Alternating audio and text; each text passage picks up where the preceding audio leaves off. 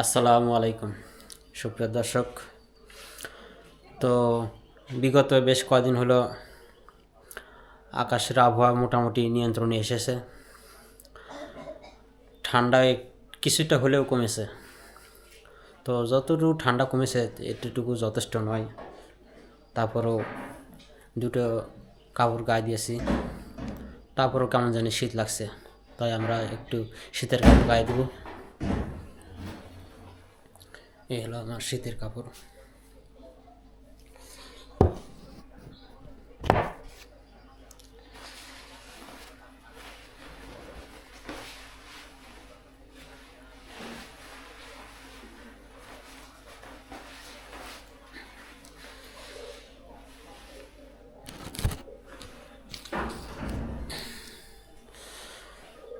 তো সুপ্রিয় দর্শক, এখন সন্ধ্যা হয়ে গেছে। তো দেখতে পাচ্ছেন বাইরে অন্ধকার।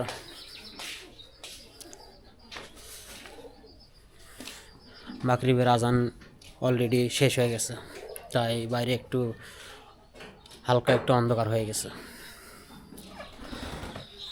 তো আমরা এখন দেখব আমাদের হাঁস তো নেই, মুরগি আছে আর কবুতর আছে। এই কবুতরগুলো ঘরে উঠছে কিনা।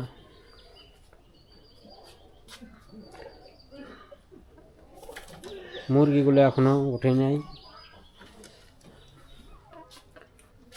কবুতরগুলো সবগুলো উঠেছে, সবগুলো কবুতর ঘরের ভিতরে উঠেছে, কিন্তু মুরগিগুলো এখনো ওঠে নাই।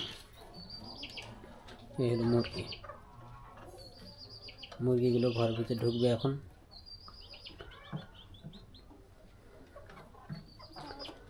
তো মুরগির পরিমাণ কম।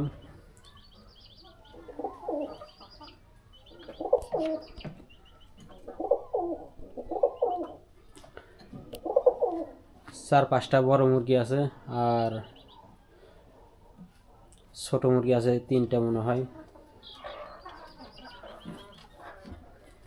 তো এদের থাকার জায়গা অনেকগুলো থাকার জায়গা আছে, কিন্তু এরা ভেবে পাচ্ছে না যে কোনটা ভিতরে থাকবে।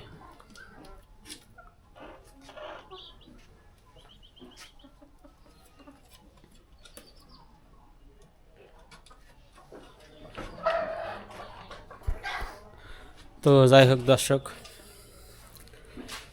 আমরা এটা চেক করে দেখলাম যে কবুতর আর মুরগি ঠিকঠাক তাদের নিজেদের জায়গা মতো পৌঁছেছে কিনা বা ঘরের ভিতরে ঢুকছে কিনা, এটা আমরা চেক করে দেখলাম। তো সবগুলো মুরগি এসেছে। তো দর্শক, আপনারা ভালো থাকবেন, সুস্থ থাকবেন। তো আজকে একটা ভিডিও বানাইছি। তো করলা জমিতে ভিটামিন স্প্রে করলাম আর ধানের পিছনে ভিটামিন স্প্রে করলাম। তো এই ভিডিওটি আজকে আপলোড করার সময় হবে না, কারণ ভিডিওটা প্রায় 10 থেকে 12 মিনিট হবে। তো ভিডিওটা এডিট করতে আমার অনেক সময় লেগে যাচ্ছে, তাই আজকে ভিডিওটি আপলোড করব না। আর এখন যে ভিডিওটি আমি শ্যুট করছি, এই ভিডিওটি এই মুহূর্তে ছাড়ব, কারণ এই ভিডিওটির পরিমাণ ছোট। তো এই ভিডিওটি আজকে আপলোড করব। তো আপনারা সাথে থাকবেন, ভালো থাকবেন, সুস্থ থাকবেন। আল্লাহ হাফেজ।